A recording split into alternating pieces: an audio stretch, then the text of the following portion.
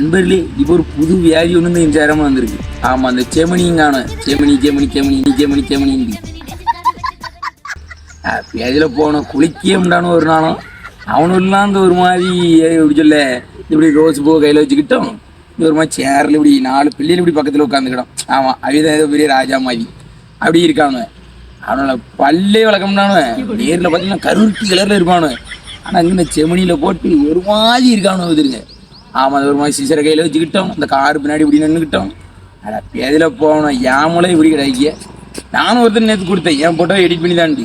அவன் என்ன செஞ்சுட்டான், பக்கத்தில் ஒரு பிள்ளை இப்படி சாஞ்சிருக்க மாதிரி. யாடா பேதியில் போவான், அதை பார்த்த உடனே ஆளு என்னை விட்டு போயிட்டான். அதே போல் இந்த பிள்ளைனே போய் ஆரம்பிச்சிட்டாள். ஆமாம், அவளோட இந்த ரெட்டு ஆமாம் சிவப்பு கலர் தான் பிடிக்கும். ஏன்னா அந்த கருப்பு கலர் சேலையில் வச்சுட்டாலே தடாட அம்மா இப்படி பண்ணுதிய. எல்லாருமே அந்த செமனியில் போடாங்க போது அழகான முகத்தில் அழகாக போடுங்க. அது செமனியில் போட்டு விருதா ஒன்றும் பிரயோஜனம் கிடையாது. பையனுடைய அழகு தான். அதே போல் பிள்ளைகளும் அழகு தான். செமனியில் தான் போட்டு பண்ணலாம் கிடையாது. நீங்கள் சாதாரணமாக எடுத்து போடுங்க. ஆமாம், எல்லாருமே அந்த செமனியை அழித்து போடுங்க. ஏன்னா நமக்கு கூரோட வரமுடிக்கு போட்டா. ஆமாம்.